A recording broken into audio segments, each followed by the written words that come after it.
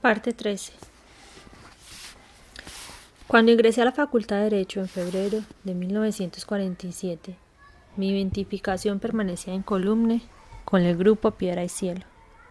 Aunque había conocido a los más notables en la casa de Carlos Martín, en Zipaquirá, no tuve la audacia de recordárselo ni siquiera a Carranza, que era el más abordable. En cierta ocasión lo encontré tan cerca y al descubierto en la librería Gran Colombia que le hice un saludo de admirador. Me correspondió muy amable, pero no me reconoció. En cambio, en otra ocasión, el maestro León de Grave se levantó de su mesa del molino para saludarme en la mía cuando alguien le contó que había publicado cuentos en El Espectador y me prometió leerlos. Por desgracia, pocas semanas después, ocurrió la revuelta popular del 9 de abril y tuve que abandonar la ciudad, todavía humeante. Cuando volvía, al cabo de 4 años, el molino había desaparecido bajo sus cenizas y el maestro se había mudado con sus bártulos y su corte de amigos al café, el automático, donde nos hicimos amigos de libros y aguardiente, y me enseñó a mover sin arte ni fortuna las piezas del ajedrez. A mis amigos de la primera época les parecía incomprensible que me empeñara en escribir cuentos, y yo mismo no me lo explicaba en un país donde el arte mayor era la poesía. Lo supe desde muy niño por el éxito de Miseria Humana, un poema popular que se vendía en cuadernillos de papel de estraza o recitado por 2 centavos en los mercados y cementerios de los pueblos del Caribe. La novela, en cambio, era escasa. Desde María de Jorge Isaacs se han escrito muchas sin mayor resonancia. José Vargas Vila había sido un fenómeno insólito con 52 novelas directas al corazón de los pobres. Viajero incansable, su exceso de equipaje eran sus propios libros, que se exhibían y se agotaban como pan en la puerta de los hoteles de América Latina y España. Aura, o Las Violetas, su novela estelar, rompió más corazones que muchos mejores de contemporáneos suyos. Las únicas que sobrevivieron a su tiempo habían sido El Carnero, escrita entre 1600 y 1638 en plena colonia por el español Juan Rodríguez Freile, un relato tan desmesurado y libre de la historia de la Nueva Granada que terminó por ser una obra maestra de la ficción. María de Jorge Isaacs en 1867, La Vorágine de José Eustacio Rivera en 1924, La Marquesa de Yolombó de Tomás Carrasquilla en 1926 y 4 años a bordo de mí mismo de Eduardo Zalamea en 1950. Ninguno de ellos había logrado ilumbrar la gloria que tantos poetas tenían con justicia o sin ella. En cambio, el cuento, con un antecedente tan insigne como el del mismo Carrasquilla, el escritor grande de Antioquia, había naufragado en una retórica escarpada y sin alma. La prueba de que mi vocación era solo de narrador fue el reguero de versos que dejé en el liceo, sin firma o con seudónimos, porque nunca tuve la intención de morirme por ellos. Más aún, cuando publiqué los primeros cuentos en El Espectador, muchos se disputaban el género, pero sin derechos suficientes. Hoy pienso que esto podía encenderse porque la vida en Colombia desde muchos puntos de vista seguía en el siglo XIX, sobre todo en la Bogotá lúgubre de los años 40, todavía nostálgica de la colonia, cuando me matriculé sin vocación ni voluntad a la Facultad de Derecho de la Universidad Nacional. Para comprobarlo bastaba con sumergirme en el centro neurálgico de la carrera séptima y la avenida Jiménez de Quesada, bautizada por la desmesura bogotana como la mejor esquina del mundo. Cuando el reloj público de la Torre de San Francisco daba las 12 del día, los hombres se detenían en la calle o interrumpían la charla en el café para ajustar los relojes con la hora oficial de la iglesia. Alrededor de ese crucero y en las cuadras adyacentes estaban los sitios más concurridos donde se citaban 2 veces al día los comerciantes, los políticos, los periodistas y los poetas, por supuesto, todos de negro hasta los pies vestidos como el rey nuestro señor don Felipe IV. En mis tiempos de estudiante todavía se leía en aquel lugar un periódico que tal vez tenía pocos antecedentes en el mundo. Era un tablero negro como el de las escuelas, que se exhibía en el balcón del Espectador a las 12 del día y a las 5 de la tarde con las últimas noticias escritas con tiza. En esos momentos el paso de las tranvías se volvía difícil, si no imposible, por el estorbo de las muchedumbres que esperaban impacientes. Aquellos lectores callejeros tenían además la posibilidad de aplaudir con una ovación cerrada las noticias que les parecían buenas y de rechiflar o tirar piedras contra el tablero cuando no les gustaban. Era una forma de participación democrática instantánea, con la cual tenía el espectador un termómetro más eficaz que cualquier otro para medirle la fiebre a la opinión pública.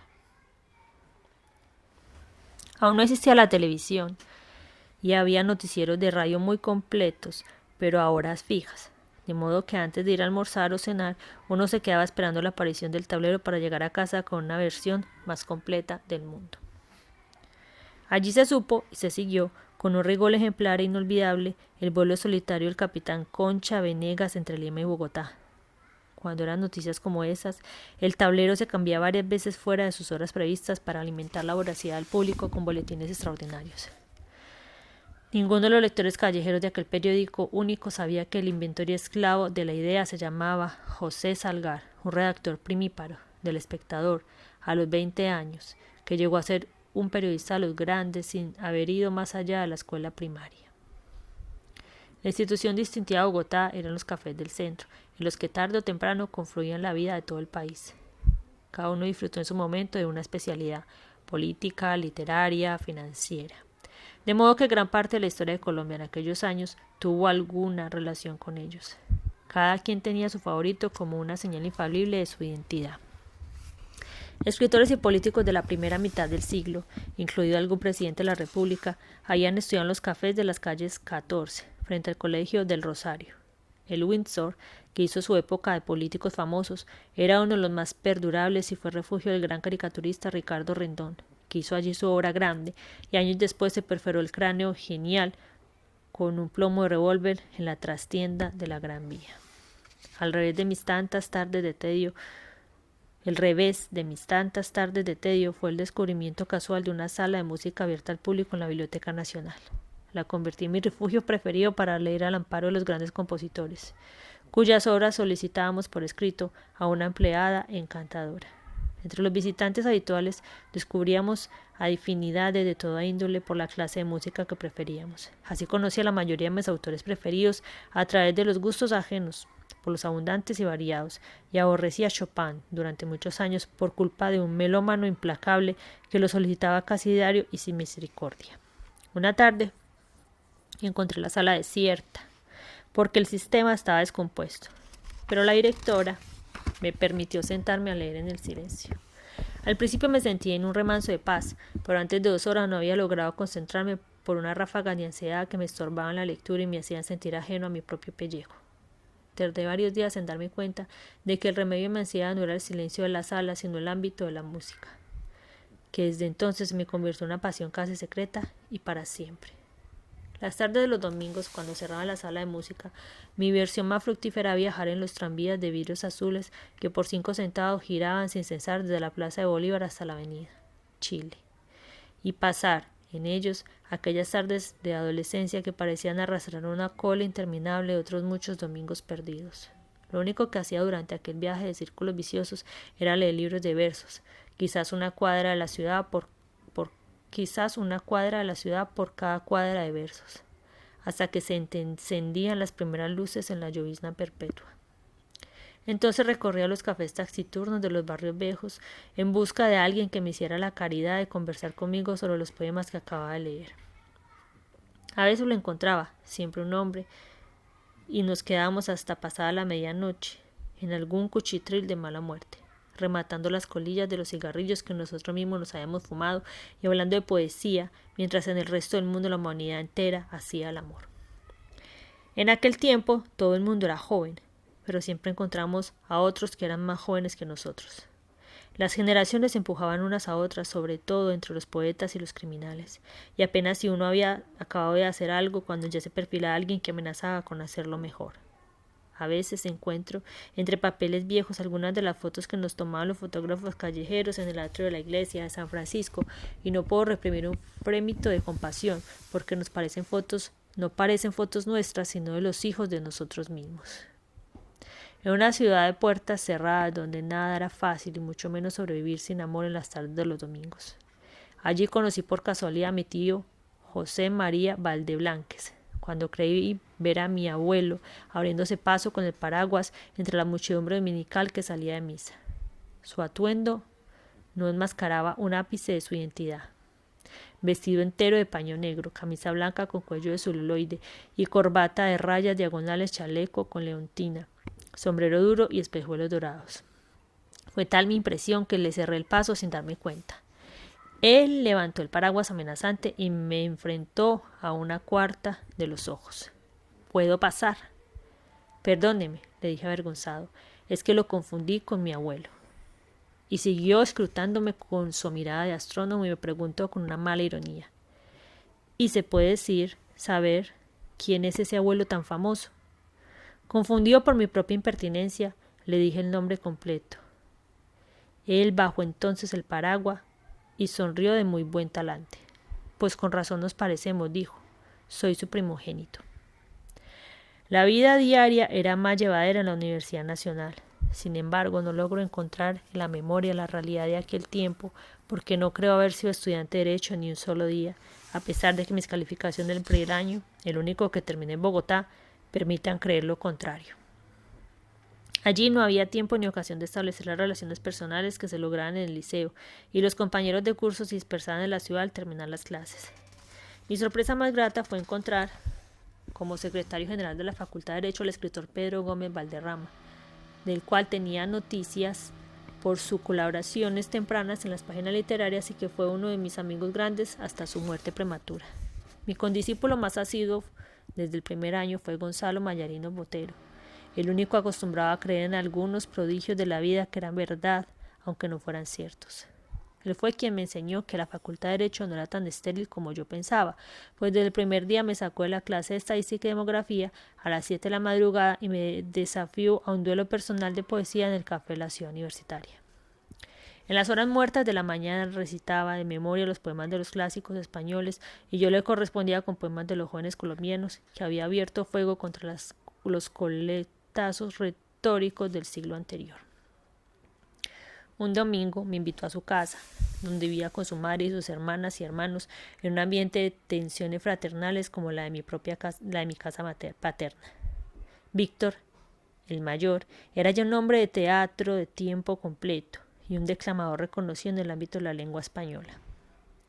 Desde que escapé a la tutela de mis padres, no volví a sentirme nunca como en mi casa hasta que conocí a Pepa Botero, la madre de los Mayarino, una antioqueña sin desbravar en la médula hermética a la aristocracia bogotana. Con su inteligencia natural y su habla prodigiosa, tenía la facultad inigualable de conocer el sitio justo en que las malas palabras recobraban su estirpe cervantina. Eran tardes inolvidables, viendo atardecer sobre la esmeralda sin límites de la sabana, al calor del chocolate perfumado y las almojábanas calientes.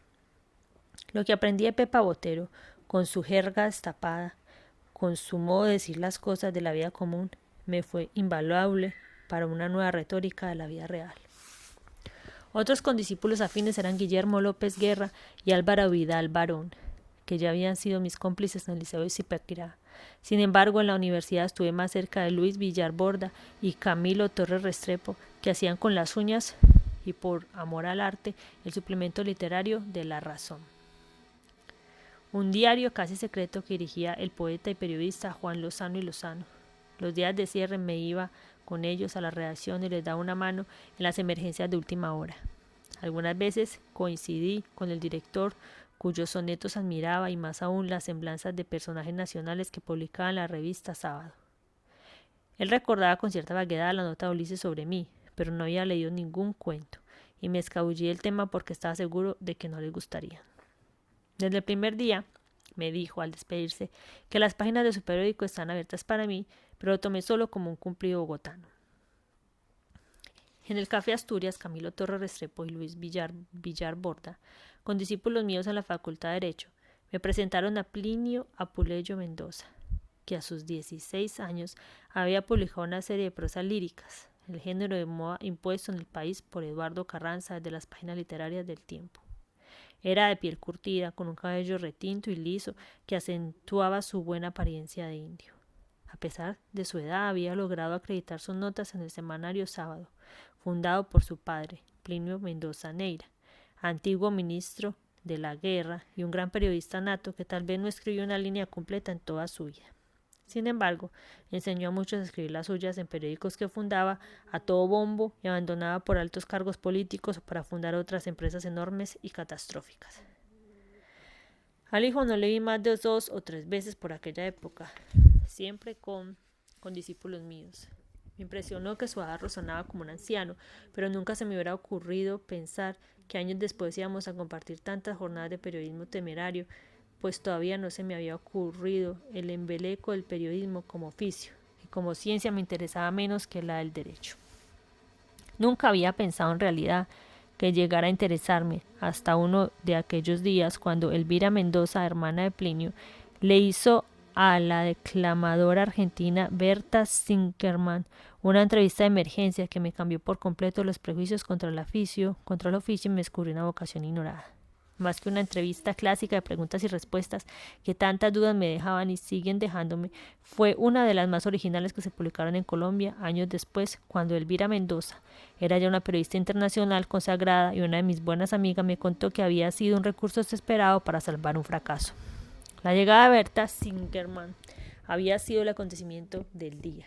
Elvira, que dirigía la sección femenina de la revista Sábado, pidió autorización para hacerle una entrevista. La obtuvo con algunas reticencias de su padre por su falta de práctica en el género. La redacción de Sábado era un sitio de reunión de los intelectuales más conocidos por aquellos años, y Elvira les pidió unas preguntas para su cuestionario. Pero estuvo al borde del pánico cuando tuvo que enfrentarse al menosprecio con que Berta Singerman la recibió en la suite presidencial del Hotel Granada. Desde la primera pregunta se complació en rechazarlas como tontas o imbéciles, sin sospechar que detrás de cada una había un buen escritor de los tantos que ella conocía y admiraba por sus varias visitas a Colombia. Elvira, que fue siempre un genio vivo, tuvo que tragarse sus lágrimas y soportar en vilo aquel desaire. La entrada imprevista del esposo de Berta Singerman le salvó el reportaje, pues fue él quien manejó la situación con un tacto exquisito y un buen sentido del humor cuando estaba a punto de convertirse en un incidente grave. Elvira no escribió el diálogo que había previsto con las respuestas de la diva, sino que hizo el reportaje de sus dificultades con ella. Aprovechó la intervención provincial del esposo y lo convirtió en el verdadero protagonista del encuentro. Berta Singerman hizo una de sus furias históricas cuando leyó la entrevista. Pero Sábado era ya el semanario más leído y su circulación semanal aceleró su ascenso hasta 100.000 ejemplares en la ciudad de 600.000 habitantes. La sangre fría y el ingenio con que Elvira Mendoza aprovechó la necedad de Berta Singerman para revelar su personalidad verdadera me puso a pensar por primera vez en las posibilidades del reportaje, no como medio estelar de información, sino mucho más como género literario. No iban a pasar muchos años sin que lo comprobara en carne propia hasta llegar a creer, como creo hoy más que nunca, que novela y reportaje son hijos de una misma madre. Hasta entonces solo me había arriesgado con la poesía, versos satíricos en la revista del Colegio San José y prosa líricas o sonetos de amores imaginarios a la manera de Piedra y Cielo en el único número del periódico del Liceo Nacional. Poco antes, Cecilia González, mi cómplice de Zipaquirá, había convencido al poeta y ensayista Daniel Arango de que publicara una cancioncilla escrita por mí, con seudónimo y en tipografía 7 puntos, en el rincón más escondido del suplemento dominical del Tiempo. La publicación no me impresionó ni me hizo sentir más poeta de lo que era. En cambio, con el reportaje de Elvira, tomé conciencia del periodista que llevaba dormido en el corazón y me hice al ánimo de despertarlo. Empecé a leer los periódicos de otro modo. Camilo Torres y Luis Villar Borda, que estuvieron de acuerdo conmigo, me retiraron el ofrecimiento de don Juan Lozano en sus páginas de La Razón, pero solo me atreví con un par de poemas técnicos que nunca tuve como míos. Me propusieron hablar con Plinio Puleyo Mendoza para la revista Sábado, pero mi timidez tutelar me advirtió que me faltaba mucho para arriesgarme con las luces apagadas en un oficio nuevo. Sin embargo, mi descubrimiento tuvo una utilidad inmediata, pues por esos días estaba enredado con la mala conciencia de que todo lo que escribía en prosa o en verso, o incluso las tareas del liceo, eran imitaciones descaradas de Piedra y Cielo. Y me propuse en cambio de fondo a partir de mi cuento siguiente. La práctica terminó por convencerme de que los adverbios de modo terminados en mente son un vicio empobrecedor. Así que empecé a castigarlos donde me salían al paso, y cada vez me convencía más de que aquella obsesión me obligaba a encontrar formas más ricas y expresivas. Hace mucho tiempo que en mi libro no hay ninguno, salvo en alguna cita textual. No sé, por supuesto, si mis traductores han detectado y contraído bien, por razones de su oficio, esa paranoia de estilo. La amistad con Camilo Torres y Villar Borda rebasó muy pronto los límites de las aulas y la sala de redacción, y andamos más tiempo juntos en la calle que en la universidad. Ambos servían a fuego lento en un inconformismo duro por la situación política y social del país. Embebido en los misterios de la literatura, yo no intentaba siquiera comprender sus análisis circulares y sus premoniciones sombrías, pero las huellas de su amistad prevalecieron entre las más gratas y útiles de aquellos años. En las clases de la universidad, en cambio, estaba encallado. Siempre lamenté mi falta de devoción por los méritos de los maestros de grandes nombres que soportaban nuestros hastíos.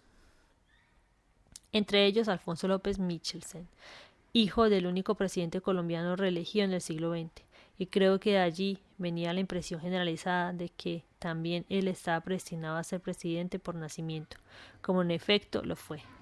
Llegaba a su cátedra de introducción al derecho con una puntualidad irritante y unas espléndidas chaquetas de cachemir hechas en Londres. Dictaba su clase sin mirar a nadie, con ese aire celestial de los miopes inteligentes que siempre parecen andar a través de los sueños ajenos.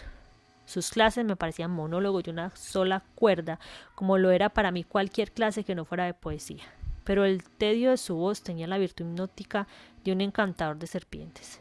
Su vasta cultura literaria tenía desde entonces un sustento cierto, y sabía usarla por escrito y de viva voz. Pero solo empecé a apreciarla cuando volvimos a conocernos años después y a hacernos amigos, ya lejos del sopor de la cátedra. Su prestigio de político empedernido se nutría de su encanto personal casi mágico y de una lucidez peligrosa para descubrir las segundas intenciones de la gente, sobre todo de la que quería menos. Sin embargo, su virtud más distinguida de hombre político fue su poder asombroso para crear situaciones históricas con una sola frase. Con el tiempo logramos una buena amistad, pero en la universidad no fui el más asiduo y aplicado, y mi timidez irredimible mantenía una distancia insalvable, en especial con la gente que admiraba. Por todo esto me sorprendió tanto que me llamara al examen final de primer año, a pesar de mis faltas de asistencia que me habían merecido una reputación de alumno invisible. Apelé a mi viejo truco de desviar el tema con recursos retóricos. Me di cuenta de que el maestro era consciente de mi astucia, pero tal vez la apreciaba como un recreo literario. El único tropiezo fue que en la agonía del examen usé la palabra prescripción y él se apresuró a pedirme que la definiera para asegurarse que yo sabía de qué estaba hablando. Prescribir es adquirir una propiedad por el transcurso del tiempo, le dije. Él me preguntó de inmediato, ¿adquirirla o perderla? Era lo mismo, pero no le discutí por mi inseguridad congénita, y creo que fue una de las célebres bromas de sobremesa, porque en la calificación no me cobró la duda. Años después le comenté el incidente y no lo recordaba, por supuesto, pero entonces ni él ni yo estábamos seguros siquiera de que el episodio fuera cierto. Ambos encontramos en la literatura un buen romanzo para olvidarnos de la política y los misterios de la prescripción, y en cambio descubríamos libros sorprendentes y escritores olvidados en conversaciones infinitas que a veces terminaron por desbaratar visitas y exasperar a nuestras esposas. Mi madre me había convencido de que éramos parientes y así era. Sin embargo, mejor que cualquier vínculo extraviado nos identificaba nuestra pasión común por los cantos vallenatos. Otro pariente casual por parte de padre era Carlos H. Pareja, profesor de economía política y dueño de la librería Brancolombia, favorita de los estudiantes por la buena costumbre de exhibir las novelas de grandes autores en mesas descubiertas y sin vigilancia. Hasta sus mismos alumnos invadíamos el local en los descuidos del atardecer y escamoteábamos los libros por artes digitales de acuerdo con el código escolar de que robar libros es delito pero no pecado. No por virtud, sino por miedo físico, mi papel en los asaltos se limitaba a proteger las espaldas de los más diestros con la condición de que además de los libros para ellos se llevaran algunos indicados por mí. Una tarde uno de mis cómplices acababa de robarse La ciudad sin Laura, de Francisco Luis Bernardes, cuando sintió una garra feroz en mi hombro y una voz de sargento. Al fin, carajo. Me volví aterrado y me enfrenté al maestro Carles H. Pareja, mientras 3 de mis cómplices escapaban en estampida. Por fortuna, antes de que alcanzara a disculparme, me di cuenta de que el maestro no me había sorprendido por ladrón, sino por no haberme visto en su clase durante más de un mes. Después de un regaño más bien convencional, me preguntó: ¿es verdad que eres hijo de Gabriel Eligio? Era verdad, pero le contesté que no, porque sabía que su padre y el mío eran en realidad parientes distanciados por un incidente personal que nunca entendí. Pero más tarde se enteró de la verdad y aquel día me distinguió en la librería y en las clases como sobrino suyo, y mantuvimos una relación más política que literaria, a pesar de que él había escrito y publicado varios libros de versos desiguales con el seudónimo de Simón Latino. La conciencia del parentesco, sin embargo, solo le sirvió a él para que no me prestara más como pantalla para robarle libros. Otro maestro excelente, Diego Montaña Cuéllar, era el reverso de López Michelsen, con quien parecía mantener una rivalidad secreta. López como un liberal travieso y Montaña Cuéllar como un radical de izquierda. Sostuve con una buena relación fuera de la cátedra, y siempre me pareció que López Michelsen me veía como a un bichón de poeta, y en cambio Montaña Cuéllar me veía como un buen prospecto para su proselitismo revolucionario. Mi simpatía con Montaña Cuéllar empezó por un tropiezo que él sufrió con 3 jóvenes oficiales de la escuela militar que asistían a sus clases en uniforme de parada. Eran de una puntualidad cuartelaria, se sentaban juntos en las mismas sillas apartadas, tomaban notas impecables y obtenían calificaciones merecidas en exámenes rígidos. Diego Montaña Cuéllar les aconsejó en privado desde los primeros días que no fueran a las clases en uniformes de guerra. Ellos le contestaron con sus mejores modos que cumplían órdenes superiores y no pasaron por alto ninguna oportunidad de hacérselo sentir. En todo caso, al margen de sus rarezas, para alumnos y maestros fue siempre claro que los 3 oficiales eran estudiantes notables. Llegaban con sus uniformes idénticos, impecables, siempre juntos y puntuales. Se sentaban aparte y eran los alumnos más serios y metódicos, pero siempre me pareció que estaban en un mundo distinto del nuestro. Si uno les dirigía la palabra, eran atentos y amables, pero de un formalismo invencible. No decían más de lo que se les preguntaba. En tiempos de exámenes, los civiles nos dividíamos en grupos de 4 para estudiar en los cafés. Nos preguntábamos en los bailes de los sábados, en las pedreas estudiantiles, en las cantinas mansas y en los burdeles lúgubres de la época. Pero nunca nos encontramos, ni por casualidad, con nuestros condiscípulos militares.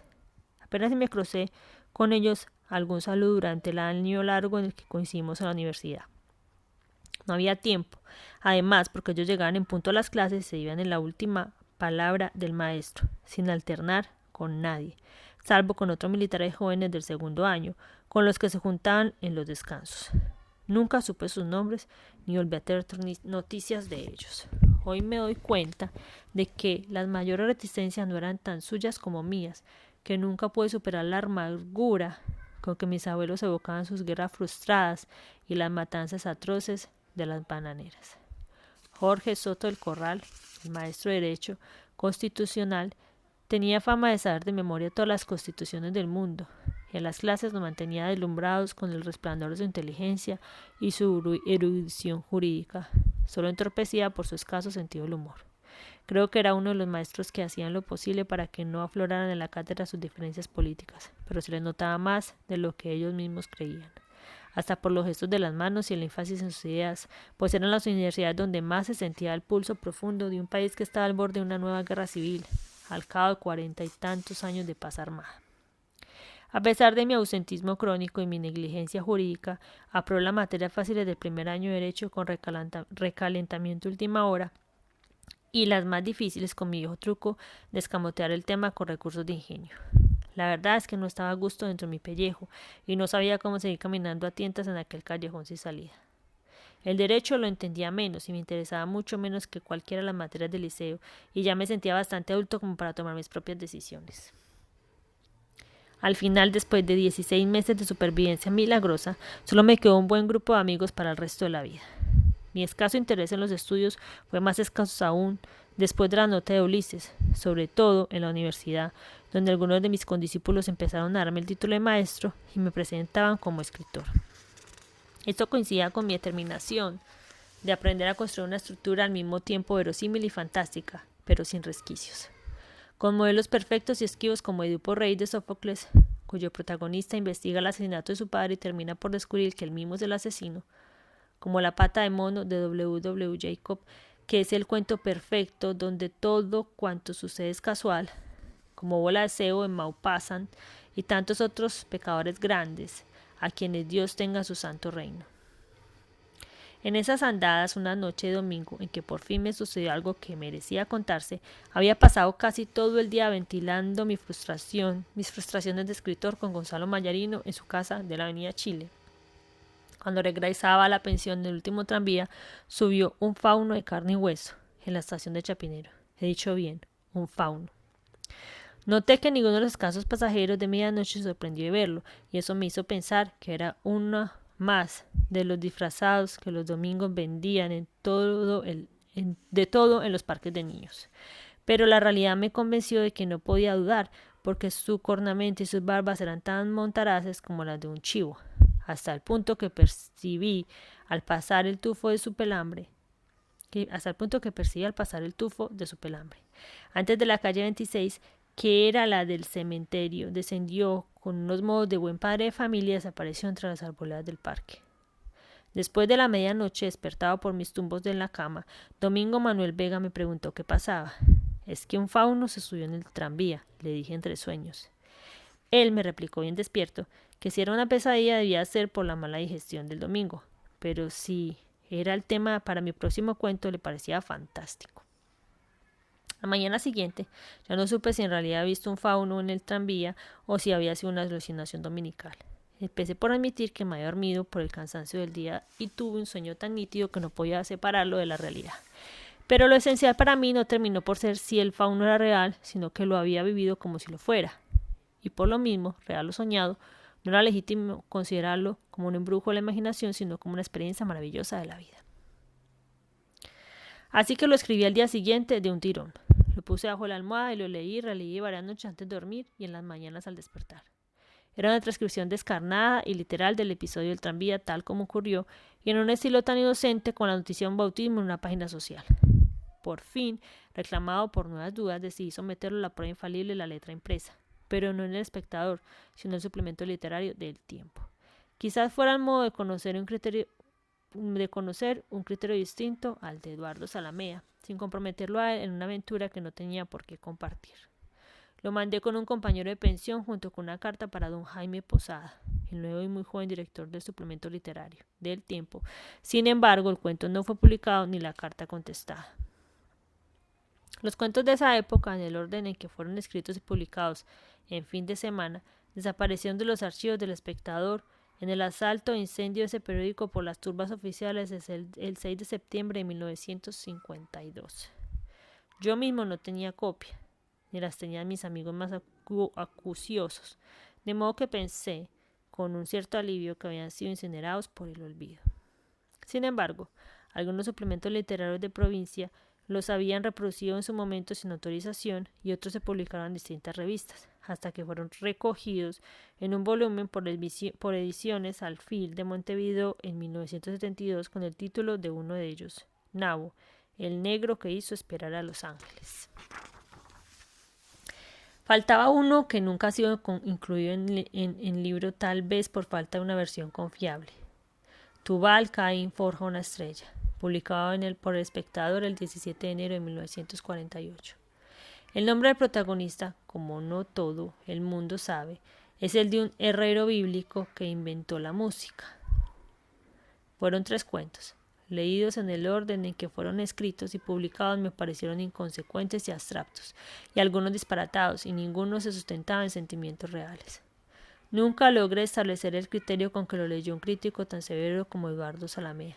Sin embargo, para mí tienen una importancia que no tienen para nadie más, y es que en cada uno de ellos hay algo que responde a la rápida evolución de mi vida en aquella época. Muchas de las novelas que entonces leía y admiraba solo me interesaban por sus enseñanzas técnicas, es decir, por su carpintería secreta. Desde las abstracciones metafísicas de los 3 primeros cuentos hasta los 3 últimos de entonces, he encontrado pistas precisas y muy útiles de la formación primaria de un escritor. No me había pasado por la mente la idea de explorar otras formas, Pensaba que cuento y novela no solo eran dos géneros literarios diferentes, sino dos organismos de naturaleza diversa que sería funesto confundir. Hoy sigo creyéndolo como entonces, y convencido más que nunca de la supremacía del cuento sobre la novela. Las publicaciones del Espectador, al margen del éxito literario, me crearon otros problemas más terrestres y divertidos. Amigos despistados me paraban en la calle para pedirme préstamos de salvación, pues no podían creer que un escritor con tanto despliegue no recibiera sumas enormes por sus cuentos. Muy pocos me creyeron la verdad de que nunca me pagaron un centavo por su publicación, ni yo lo esperaba porque no era de uso en la prensa del país. Más grave fue la desilusión de mi papá cuando se convenció de que yo podría asumir mis propios gastos cuando estaban estudiando 3 de los 11 hermanos que ya habían nacido. La familia me mandaba 30 pesos al mes. La sola pensión me costaba 18 sin derecho a huevos en el desayuno, y siempre me había obligado a descompletarlos para gastos imprevistos. Por fortuna, no sé de dónde, había contraído el hábito de hacer dibujos inconscientes en las márgenes de los periódicos, en las servilletas de los restaurantes, en las mesas de mármol de los cafés. Me atrevo a creer que aquellos dibujos eran descendientes directos de los que pintaba de niño en las paredes de la platería del abuelo y que tal vez eran válvulas fáciles de desahogo. Un contertulio ocasional de El Molino, que tenía influencias en un misterio para colarse como dibujante, sin tener la menor noción del dibujo, me propuso que le hiciera el trabajo y nos divirtiéramos el sueldo. En el resto de mi vida nunca estuve tan cerca a la corrupción, pero no tan cerca para arrepentirme. Mi interés por la música se incrementó también en esa época en que los cantos populares del Caribe, con los cuales había sido amamantado, se abrían paso en Bogotá. El programador de mayor audiencia era la Hora Costeña, animada por don Pascual del Bello, una especie de cónsul musical de la costa atlántica para la capital. Se había vuelto tan popular los domingos en la mañana que los estudiantes caribes íbamos a bailar en las oficinas de la emisora hasta muy avanzada la tarde. Aquel fue el origen de la inmensa popularidad de nuestros músicos en el interior del país, y más tarde hasta en sus últimos rincones, y una buena promoción social de los estudiantes costeños en Bogotá. El único inconveniente era el fantasma del matrimonio a la fuerza, pues no sé qué malos precedentes habían hecho prosperar en la costa la creencia de que las novias de Bogotá se hacían fáciles con los costeños y nos ponían trampas de cama para casarnos a la fuerza. Y no por amor, sino por la ilusión de vivir en una ventana frente al mar. Nunca tuve esa idea. Al contrario, los recuerdos más ingratos de mi vida son de los burdeles siniestros de los extramuros de Bogotá, donde íbamos a desaguar nuestras borracheras sombrías. En el más sórdido de ellos estuve a punto de dejar la poca vida que llevaba dentro, cuando una mujer con la que acababa de estar apareció desnuda en el corredor gritando que le habían robado 12 pesos de una gaveta del tocador. 2 atarbanes de la casa me tumbaron a golpes y no les bastó con sacarme de los bolsillos los últimos 2 pesos que me quedaban después de un amor de mala muerte, sino que me desnudaron hasta los zapatos y me exploraron a dedo en busca del dinero robado. De todos modos, habían resuelto no matarme sino entregarme a la policía cuando la mujer recordó que el día anterior había cambiado el escondite de su plata y lo encontró intacto. Entre las amistades que me quedaron de la universidad, la de Camilo Torres no solo fue de las menos olvidables, sino la más dramática de nuestra juventud. Un día no asistió a clases por primera vez. La razón se regó como pólvora. Arregló sus cosas y decidió fugarse de su casa para el seminario de Chiquinquirá, a 100 y tantos kilómetros de Bogotá. Su madre lo alcanzó en la estación del ferrocarril y lo encerró en su biblioteca. Allí lo visité, más pálido que de costumbre, con una ruana blanca y una seriedad que por primera vez me hizo pensar en un estado de gracia. Había decidido ingresar al seminario por una vocación que disimulaba muy bien, pero que estaba resuelto a obedecer hasta el final. Ya lo más difícil pasó, me dijo. Fue su modo de decirme que se había despedido de su novia y que ella celebraba su decisión. Después de una tarde enriquecedora me hizo un regalo indescifrable, el origen de las especies de Darwin. Me despedí de él con la rara certidumbre que era para siempre. Lo perdí de vista mientras estuve en el seminario. Tuve noticias vagas de que se había ido a Lovaina para 3 años de formación teológica, de que su entrega no había cambiado, su espíritu estudiantil y sus maneras laicas, y de que las muchachas que suspiraban por él lo trataban como un actor de cine desarmado por la sotana. 10 años después, cuando regresó a Bogotá, había asumido en cuerpo y alma el carácter de su investidura, pero conservaba sus mejores virtudes de adolescente. Yo era entonces escritor y periodista sin título, casado y con un hijo. Rodrigo, que había nacido el 24 de agosto de 1959 en la Clínica Palermo de Bogotá. En familia decidimos que fuera Camilo quien lo bautizara. El padrino sería Plinio Apuleyo Mendoza, con quien mi esposa y yo habíamos contraído desde antes una amistad de compadres. La madrina fue Susana Linares, la esposa de Germán Vargas, que me había transmitido sus artes de buen periodista y mejor amigo.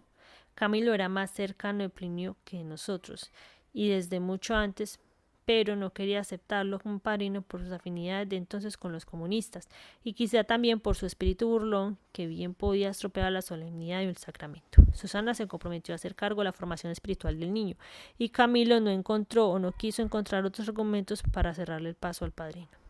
El bautismo se llevó a cabo en la capilla de la Clínica Palermo, en la penumbra helada a las 6 de la tarde, sin nadie más que los padrinos y yo, y un campesino de Ruana de Alpargatas que se acercó como evitando para asistir a la ceremonia sin hacerse notar. Cuando Susana llegó con el recién nacido, el padrino incorregible soltó en broma la primera provocación. Vamos a hacer de este niño un gran guerrillero. Camilo, preparando los bártulos del sacramento, contraatacó con el mismo tono. Sí, pero un guerrillero de Dios. E inició la ceremonia con una decisión del más grueso calibre, inusual por completo en aquellos años. Voy a bautizarlo en español, para que los incrédulos entiendan lo que significa este sacramento. Su voz resonaba con un castellano altisonante que yo seguía a través del latín de mis tiernos años de monaguillo en Aracataca. El momento de la ablución, sin mirar a nadie, Camilo inventó una fórmula provocadora. Quienes crean que en este momento desciende el Espíritu Santo sobre esta criatura, que se arrodille. Los padrinos y yo permanecimos de pie, y quizás un poco incómodos por la marullería del cura amigo. Mientras el niño berreaba bajo la ducha de agua yerta, el único que se arrelló fue el campesino de Alpargatas. El impacto de ese episodio se me quedó como uno de los escarmientos serios de mi vida, porque siempre he creído que fue Camilo quien llevó al campesino con toda premeditación para castigarnos con una lección de humildad, o al menos de buena educación. Volví a verlo pocas veces y siempre por alguna razón, válida y apremiante, casi siempre en relación con sus obras de caridad en favor de los perseguidos políticos. Una mañana apareció en mi casa, de recién casado, con un ladrón de domicilios que había cumplido con su condena, pero la policía no le daba tregua. Le robaba todo lo que llevaba encima. En cierta ocasión le regalé un par de zapatos de explorador con un dibujo especial en la suela para mayor seguridad. Pocos días después, la criada de la casa reconoció las suelas en la foto de un delincuente callejero que encontraron muerto en una cuneta. Era nuestro ladrón amigo. No pretendo que ese episodio tuviera algo que ver con el destino final de Camilo, pero meses después entró en el hospital militar para visitar a un amigo enfermo y no volvió a saberse nada de él hasta que el gobierno anunció que había reaparecido como guerrillero raso en el Ejército de Liberación Nacional. Murió el 5 de febrero de 1966 a sus 37 años en un combate abierto con una patrulla militar. El ingreso de Camilo al seminario había coincidido con mi decisión íntima de no seguir perdiendo el tiempo en la Facultad de Derecho, pero tampoco tuve ánimos para enfrentarme de una vez por todas a mis padres. Por mi hermano Luis Enrique, que había llegado a Bogotá con un buen empleo en febrero de 1948, supe que ellos estaban tan satisfechos con los resultados de mi bachillerato y mi primer año de Derecho que me mandaron de sorpresa la máquina de escribir más liviana y moderna que existía en el mercado. La primera que tuve en esta vida y también la más infortunada, porque el mismo día la empeñamos por 12 pesos para seguir la fiesta de bienvenida con mi hermano y los compañeros de pensión. Al día siguiente, locos de dolor de cabeza, fuimos a la casa de empeño a comprobar que la máquina estaba allí con sus sellos intactos y aseguraron de que seguía en buenas condiciones hasta que nos cayera al cielo el dinero para rescatarla. Tuvimos una buena oportunidad, con lo que me pagó mi socio el dibujante falso, pero a última hora decidimos dejar el rescate para después. Cada vez que pasábamos por la casa de empeño, mi hermano y yo, juntos o separados, comprábamos desde la calle que la máquina seguía en su lugar, envuelta como una joya en papel, celofán y con un lazo de organdí entre hileras de aparatos. Domésticos bien protegidos. Al cabo de un mes, los cálculos alegres que habíamos hecho en la euforia y la borrachera seguían sin cumplirse, pero la máquina estaba intacta en su sitio y allí podía seguir mientras pagáramos a tiempo los intereses trimestrales. Creo que entonces no éramos todavía conscientes de las terribles tensiones políticas que empezaban a perturbar el país. A pesar del prestigio de conservador moderado con que llegó Ospina Pérez al poder, la mayoría de su partido sabía que la victoria solo había sido posible por la división de los liberales. Estos, aturdidos por el golpe, le reprochaban a Alberto Lleras la imparcialidad suicida que hizo posible la derrota. El doctor Gabriel Turbay, más abrumado por su genio depresivo que por los votos adversos, se fue a Europa sin rumbo ni sentido con el pretexto de una alta especialización en cardiología y murió solo y vencido por el asma de la derrota al cabo de año y medio entre las flores de papel y los gobelinos marchitos del Hotel Place Athénée de París. Jorge Eliezer Gaitán, en cambio, no interrumpió ni un día su campaña electoral para el periodo siguiente, sino que la radicalizó a fondo con un programa de restauración moral de la República que rebasó la división histórica del país entre liberales y conservadores, y la profundizó con un corte horizontal y más realista entre explotadores y explotados, el país político y el país nacional, con su grito histórico a la carga y su energía sobrenatural, esparció la semilla de la resistencia aún en los últimos rincones con una gigantesca campaña de agitación que fue ganando terreno en menos de un año hasta llegar a las vísperas de una auténtica revolución social. Solo así tomamos conciencia de que el país empezaba a desbarrancarse en el precipicio de la misma guerra civil que nos quedó desde la independencia de España, y alcanzaba ya a los bisnietos de los protagonistas originales.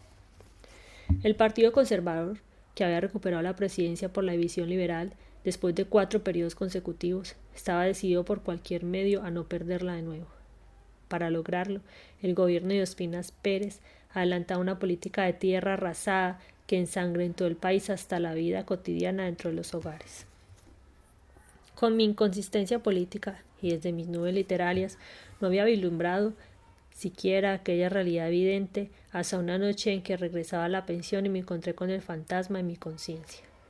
La ciudad desierta, azotada por el viento glacial que soplaba por las troneras de los cerros, estaba copada por la voz metálica y el deliberado énfasis arrabalero de Jorge Eliezer Gaitán en su discurso de rigor de cada viernes en el Teatro Municipal.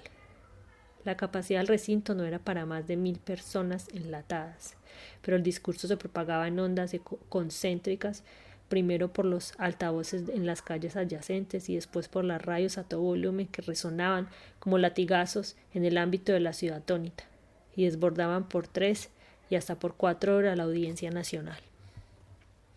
Aquella noche tuve la impresión de ser el único en las calles, salvo en la esquina crucial del periódico El Tiempo, protegida como todos los viernes por un pelotón de policías armados como para la guerra.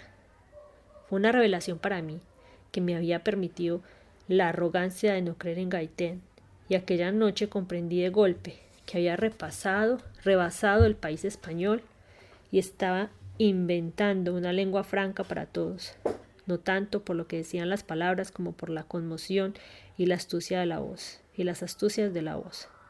Él mismo, con sus discursos épicos, aconsejaba a sus oyentes en un malicioso tono paternal que regresaran en paz a sus casas, y ellos lo traducían al derecho como la orden cifrada de expresar su repudio contra todo lo que representaban las desigualdades sociales y el poder de un gobierno brutal.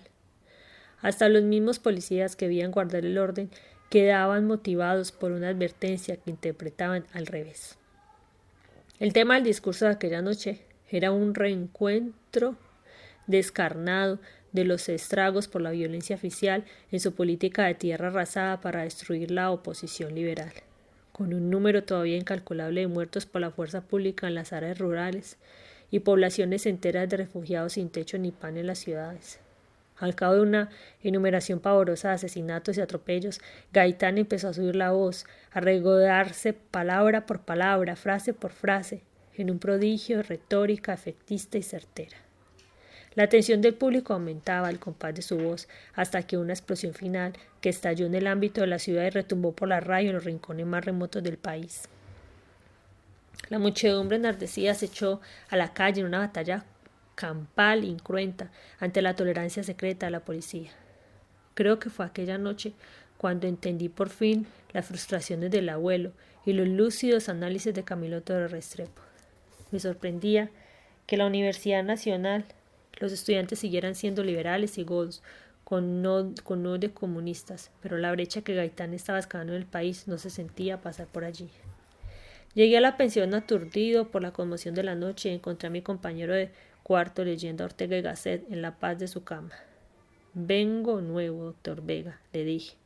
Ahora sé cómo y por qué empezaban las guerras del coronel Nicolás Márquez. Pocos días después, el 7 de febrero de 1948, hizo Gaitán el primer acto político al que asistí en mi vida. Un desfile de duelo por las incontables víctimas de la violencia oficial en el país, con más de 70.000 mujeres y hombres de luto cerrado, con las banderas rojas del partido y las banderas negras del duelo liberal. Su consigna era una sola, el silencio absoluto, y se cumplió con un dramatismo inconcebible. Hasta en los balcones de residencias y oficinas que nos habían visto pasar en las 11 cuadras atiborradas de la avenida principal. Una señora murmuraba a mi lado una oración entre dientes. Un hombre junto a ella la miró sorprendido. Señora, por favor. Ella emitió un gemido de perdón y se sumergió en el piélago de fantasmas.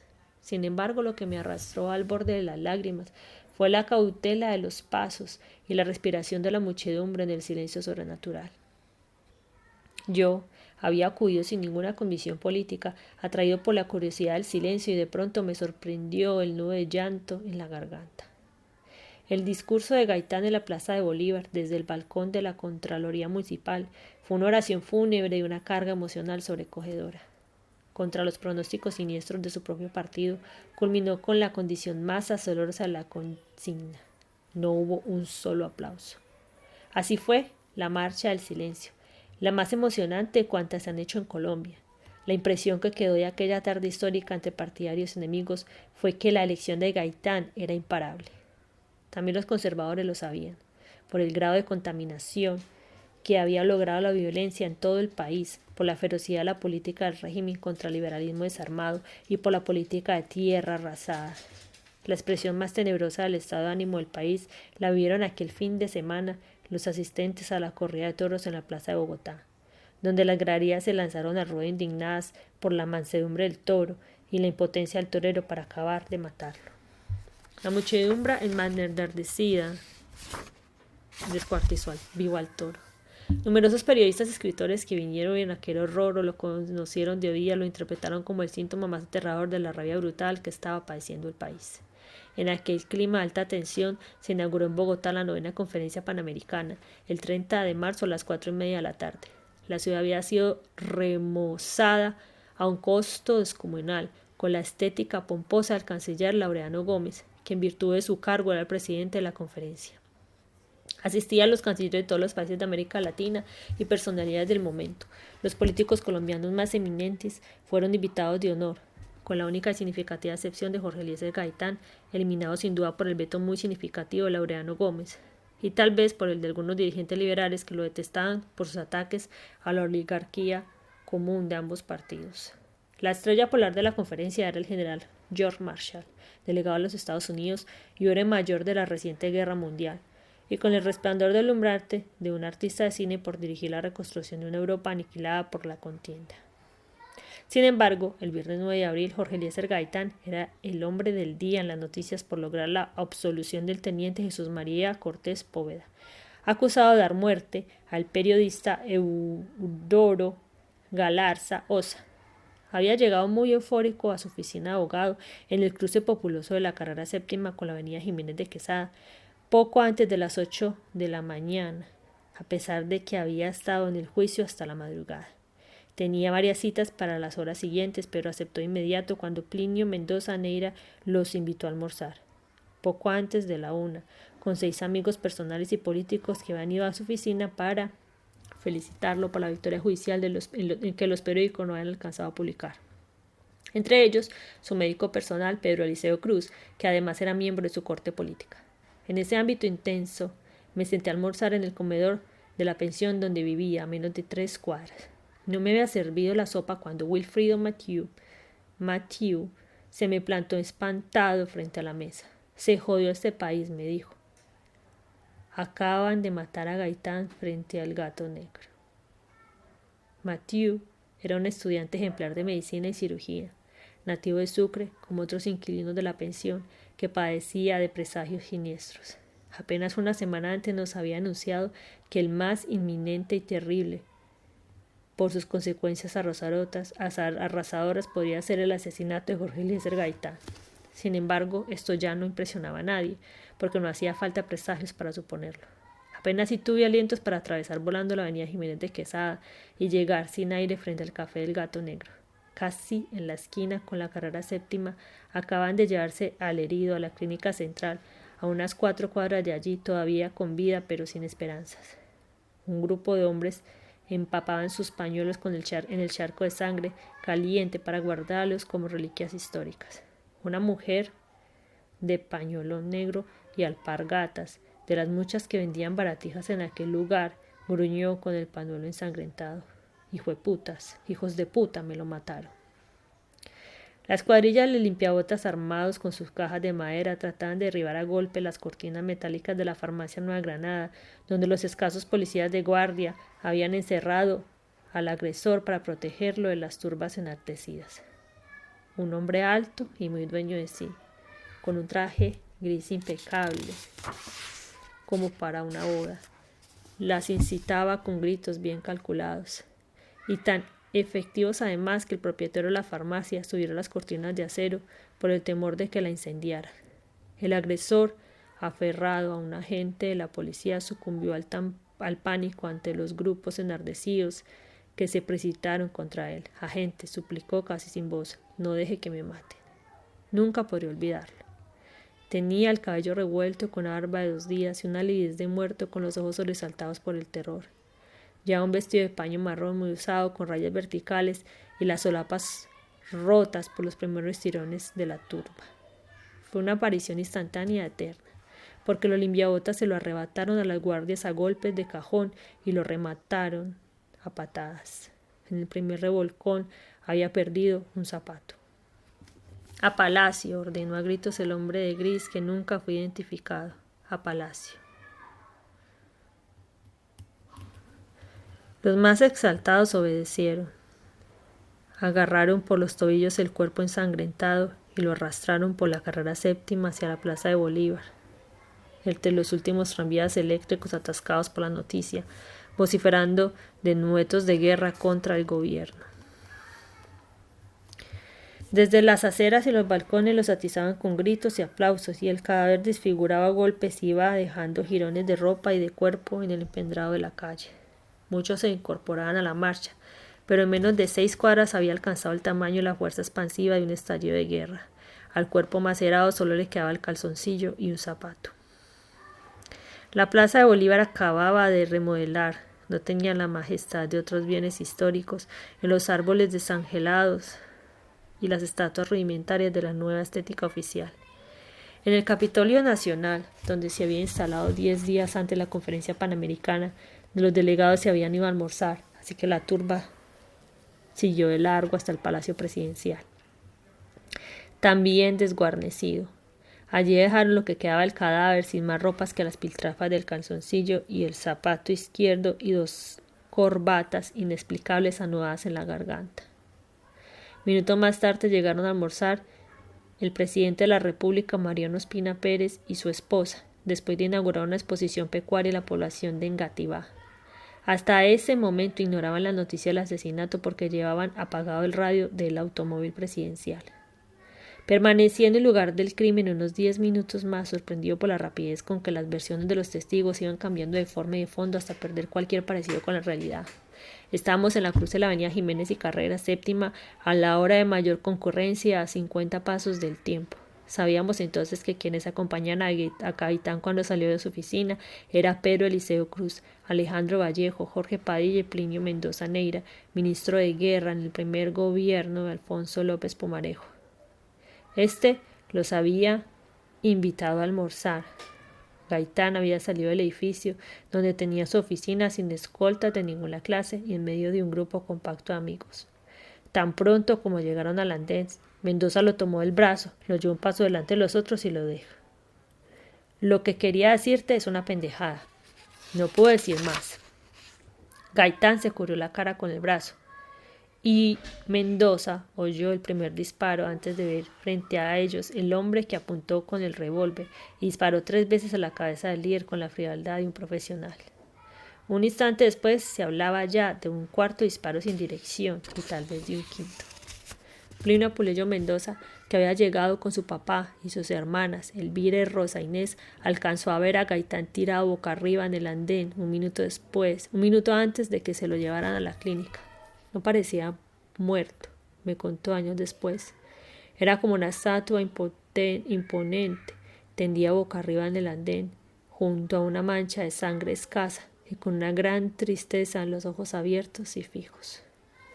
En la confusión del instante sus hermanas alcanzaron a pensar que también su padre había muerto. Estaban tan aturdidas que Plinio Apuleyo las subió en el primer tranvía que pasó para alejarlas del lugar.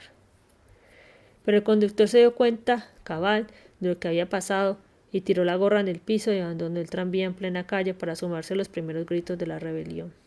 Minutos después fue el primer tranvía volcado por las turbas enloquecidas. Las discrepancias eran insalvables sobre el número y el papel de los protagonistas, pues algún testigo aseguraba que habían sido 3 que se turnaron para disparar y otros decían que el verdadero se había escabullido entre la muchedumbre revuelta y había tomado sin prisa un tranvía en marcha. Tampoco lo que Mendoza Neira quería pedirle a Gaitán, cuando lo tomó el brazo Cuando lo tomó del brazo era nada de lo mucho con que se ha especulado desde entonces, sino que le autorizara la creación de un instituto para formar líderes sindicales, o como se había burlado su suegro unos días antes, una escuela para enseñar filosofía al chofer. No alcanzó a decirlo cuando estalló frente a ellos el primer balazo. 50 años después, mi memoria sigue fija en la imagen del hombre que parecía instigar al gentío frente a la farmacia, y no lo he encontrado en ninguno de los incontables testimonios que he leído sobre aquel día. Lo había visto muy de cerca, con un vestido de gran clase, una piel de alabastro y un control milimétrico de sus actos. Tanto me llamó la atención que seguí pendiente de él hasta que lo recogieron en un automóvil demasiado nuevo tan pronto como sellaron el cadáver del asesino, y desde entonces pareció borrado de la memoria histórica, incluso de la mía, hasta muchos años después en mis tiempos de periodista, cuando me asaltó la ocurrencia de que aquel hombre había logrado que matara a un falso asesino para proteger la identidad del verdadero. En aquel tumulto incontrolable estaba el líder estudiantil cubano Fidel Castro, de 20 años, delegado de la Universidad de La Habana a un congreso estudiantil convocado como una réplica democrática a la Conferencia Panamericana. Había llegado unos 6 días antes en compañía de Alfredo Guevara, Enrique Ovares y Rafael del Pin, universitarios cubanos como él, y una de sus primeras gestiones fue solicitar una cita con Jorge Eliezer Gaitán, a quien admiraba. A los 2 días Castro se entrevistó con Gaitán y éste lo citó para el viernes siguiente. Gaitán en persona anotó la cita en la agenda de su escritorio en la hoja correspondiente al 9 de abril. Fidel Castro, 2 p.m. Según él mismo ha contado en distintos medios y ocasiones, y en los interminables recuentos que hemos hecho juntos a lo largo de una vieja amistad, Fidel había tenido la primera noticia del crimen cuando rondaba por las cercanías para estar a tiempo en la cita de las 2. De pronto lo sorprendieron las primeras hordas que corrían desaforadas y el grito general. Mataron a Gaitán. Fidel Castro no cayó en la cuenta, hasta más tarde, de que la cita no habría podido cumplirse de ningún modo antes de las 4 o 5 por la imprevista invitación a almorzar que Mendoza Neira le hizo a Gaitán. No cabía nadie más en el lugar del crimen. El tráfico estaba interrumpido y los tranvías volcados, de modo que me dirigí a la pensión a terminar el almuerzo cuando mi maestro Carlos H. Pareja me cerró el paso en la puerta de su oficina y me preguntó para dónde iba. Voy a almorzar, le dije. No jodas, dijo él, con su impenitente labia caribe. ¿Cómo se te ocurre almorzar cuando acaban de matar a Gaitán? Sin darme tiempo para más, me ordenó que me fuera a la universidad y me pusiera al frente de la protesta estudiantil. Lo raro fue que le hice caso contra mi modo de ser. Seguí por la carrera séptima hacia el norte en sentido contrario al de la turbamulta que se precipitaba hacia la esquina del crimen entre curiosa, dolorida y colérica. Los autobuses de la Universidad Nacional, manejados por estudiantes enardecidos, encabezaban la marcha. En el Parque Santander, a 100 metros de la esquina del crimen, los empleados cerraban a toda prisa los portones del Hotel Granada, el más lujoso de la ciudad, donde se alojaban en esos días algunos cancilleres invitados de nota a la conferencia panamericana. Un nuevo tropel de pobres en franca actitud de combate surgía de todas las esquinas. Muchos iban armados de machetes, acabados de robar en los primeros asaltos a las tiendas y parecían ansiosos por usarlos. Yo no tenía una perspectiva clara de las consecuencias posibles del atentado y seguía más pendiente del almuerzo que de la protesta. Así que volví sobre mis pasos hasta la pensión. Subí a grandes trancos las escaleras convencido de que mis amigos politizados estaban en pie de guerra. Pero no, el comedor seguía desierto. Y mi hermano y José Palencia, que vivían en el cuarto vecino, cantaban con otros amigos en el dormitorio. «Mataron a Gaitán», grité. Me hicieron señas de que ya lo sabían, pero el ánimo de todos era más vacacional que funerario y no interrumpieron la canción. Luego nos sentamos a almorzar en el comedor desierto, convencidos de que aquello no pasaría de allí hasta que alguien subió el volumen de la radio para que los indiferentes escucháramos. Carlos H. Pareja, haciendo honor a la incitación que me había hecho una hora antes, anunció la constitución de la Junta Revolucionaria de Gobierno integrada por los más notables liberales de izquierda, entre ellos el más conocido escritor y político Jorge Zalamea. Su primer acuerdo fue la constitución del Comité Ejecutivo, el comando de la Policía Nacional y todos los órganos para un Estado revolucionario. Luego hablaron los otros miembros de la Junta con consignas cada vez más desorbitadas. En la solemnidad del acto, lo primero que se me ocurrió fue qué iba a pensar mi padre cuando supiera que su primo, el Godo Duro, era el líder mayor de una revolución de extrema izquierda. La dueña de la pensión, ante el tamaño de los nombres vinculados a las universidades, se sorprendió de que no se comportaran como profesores, sino como estudiantes malcriados. Bastaba pasar 2 números del cuadrante para encontrarse con un país distinto. En la radio nacional, los liberales oficialistas llamaban a la calma, en otras clamaban contra los comunistas fieles a Moscú, mientras los dirigentes más altos del liberalismo oficial desafiaban los riesgos de las calles en guerra, tratando de llegar al Palacio Presidencial para negociar un compromiso de unidad con el gobierno conservador. Seguimos aturdidos por aquella confusión de mente, hasta que un hijo de la dueña gritó de pronto que la casa estaba quemándose.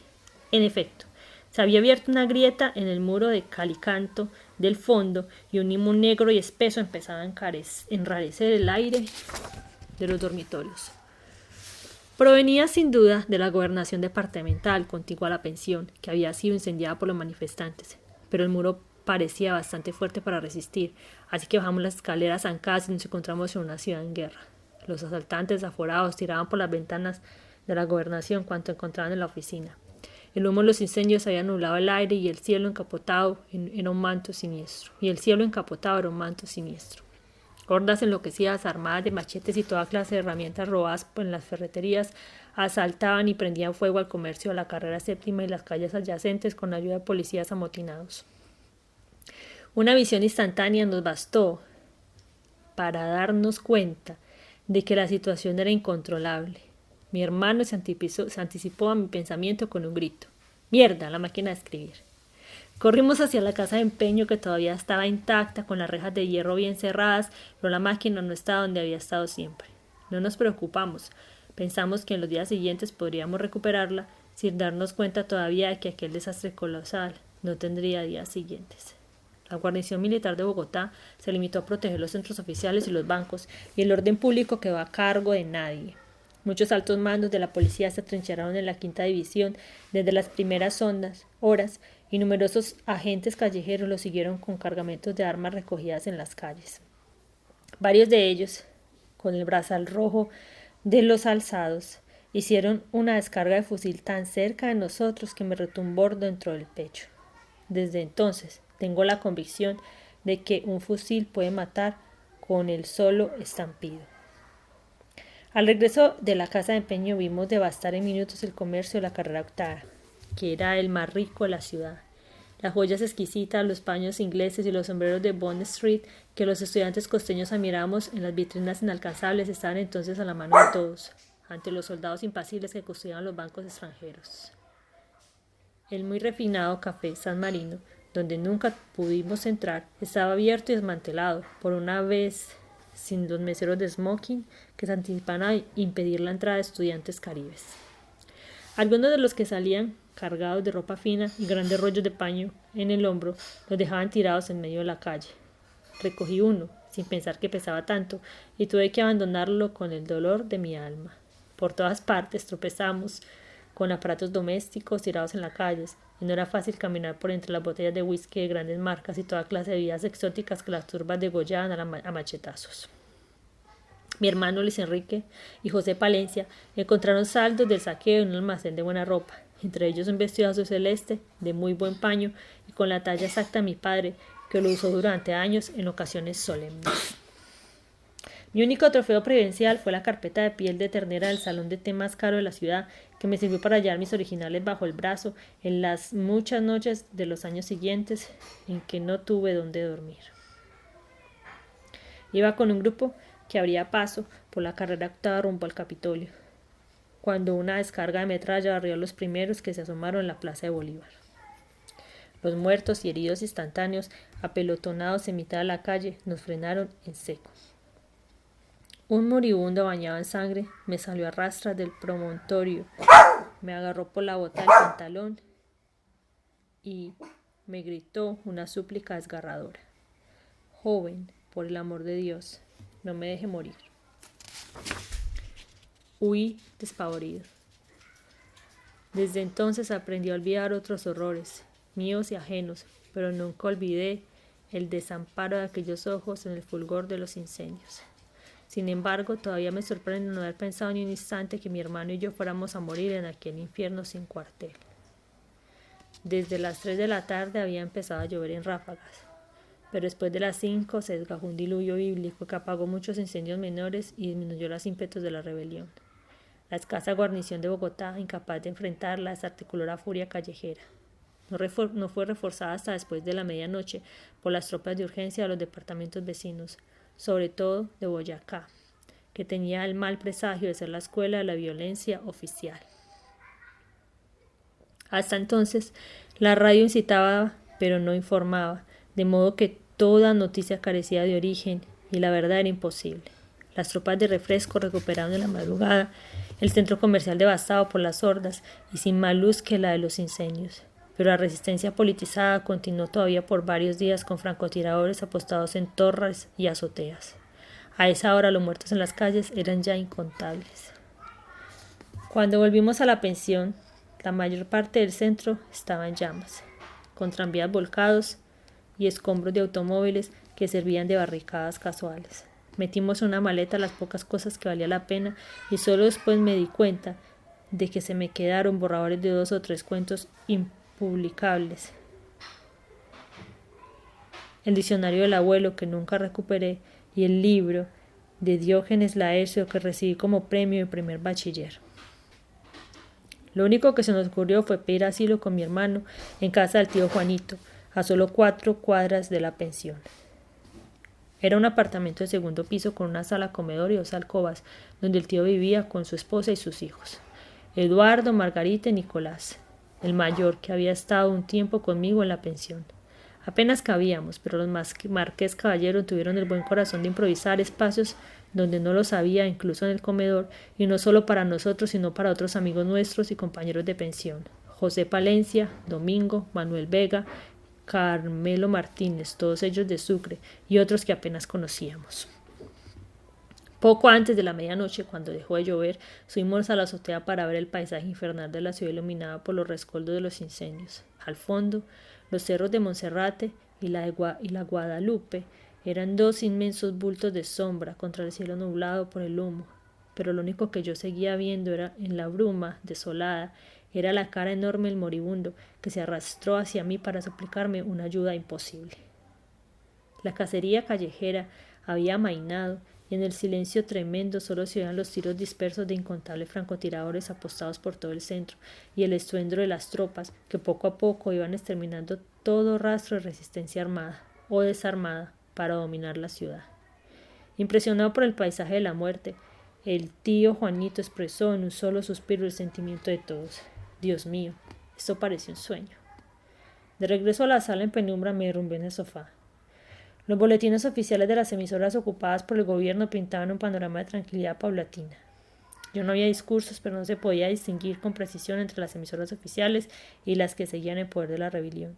Y aún a estas mismas era imposible distinguirlas de la avalancha incontenible del correo de las brujas.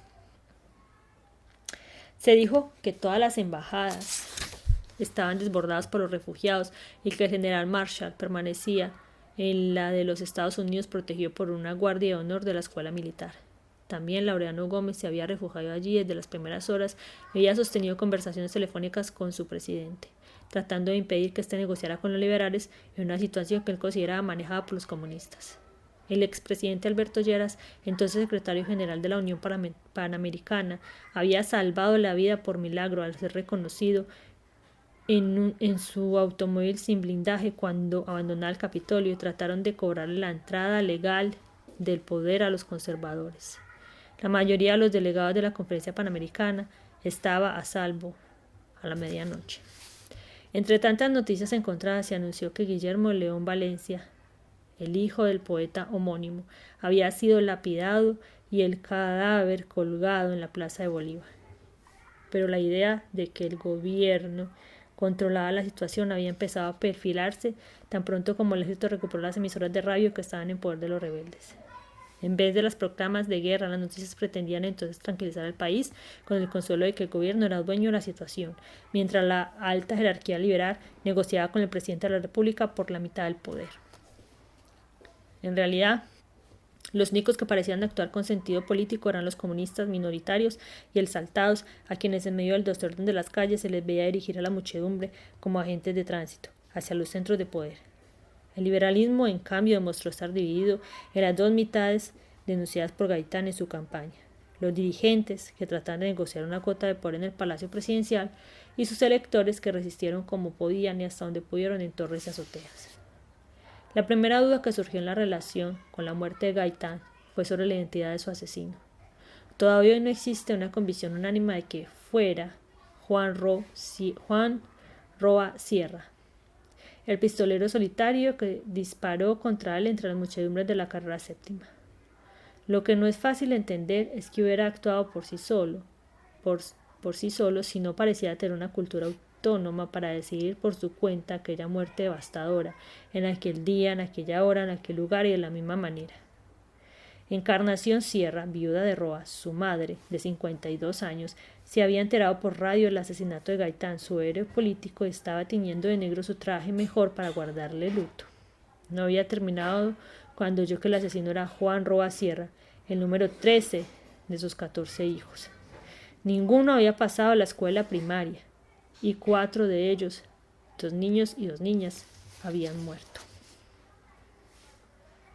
Ella declaró que desde hacía unos 8 meses se habían notado cambios raros en el comportamiento de Juan.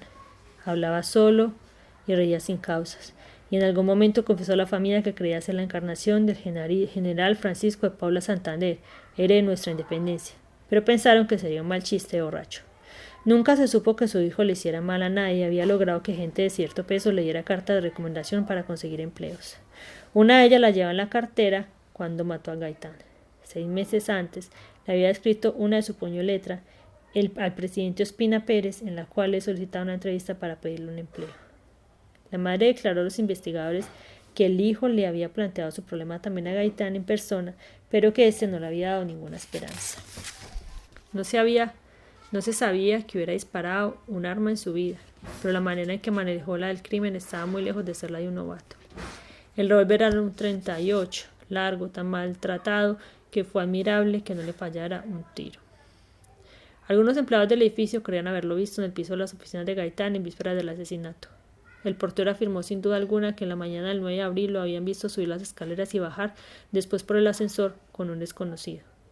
Le pareció que ambos habían esperado varias horas cerca de la entrada del edificio, pero Roa estaba solo junto a la puerta cuando Gaitán subió a su oficina un poco antes de las 11. Gabriel Restrepo, un periodista de La Jornada, el diario de la campaña gaitanista, hizo el inventario de los documentos de identidad que Roa Sierra llevaba consigo cuando me cometió el crimen. No dejaban dudas sobre su identidad y su condición social, pero no daban pista alguna sobre sus propósitos.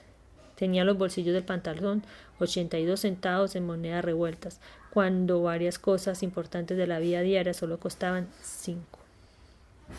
En un bolsillo interior del saco llevaba una cartera de cuero negro con un billete de $1.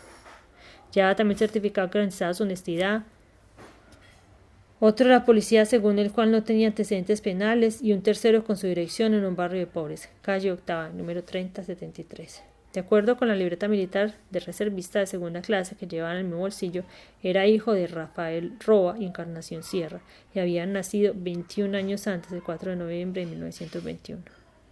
Todo parecía en regla, salvo que un hombre de condición tan humilde y sin antecedentes penales llevara consigo tantas pruebas de buen comportamiento. Sin embargo, lo único que me dejó un rastro de dudas que nunca he podido superar fue el hombre elegante y bien vestido que lo había arrojado a las sordas enfurecidas y desapareció para siempre en un automóvil de lujo.